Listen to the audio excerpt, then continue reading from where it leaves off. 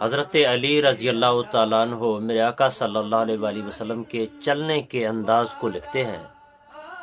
فرماتے ہیں جب حضور صلی اللہ علیہ وآلہ وسلم چلا کرتے تو آگے کی جانب آپ کا جھکاؤ ہوتا کہ آپ صلی اللہ علیہ وآلہ وسلم ایسے چلتے تھے جس طرح کوئی بندہ بلندی سے نشیب کو آ رہا ہو۔ اور پھر ساتھ ہی لکھتے ہیں کہ آپ صلی اللہ علیہ وآلہ وسلم سے زیادہ خوبصورت نہ میں نے پہلے لوگوں میں کسی کو دیکھا ہے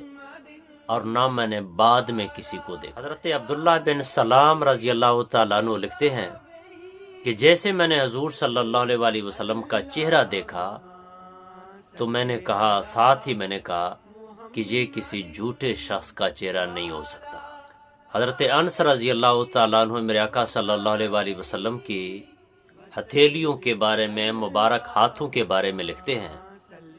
فرماتے ہیں حضور صلی اللہ علیہ وآلہ وسلم کے مبارک ہاتھ ریشم اور دیباج سے زیادہ نرم تھے،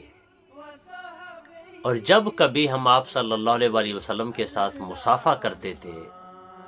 تو آپ صلی اللہ علیہ وآلہ وسلم کے ہاتھوں کا ہمارے ہاتھوں سے لگنے کی وجہ سے سارا دن ہمارے ہاتھ خوشبو سے معطر رہتے۔ اور آگے لکھتے ہیں کہ جب آپ صلی اللہ علیہ وآلہ وسلم کسی بچے کے سر پر ہاتھ رکھتے تو وہ بچہ سارا دن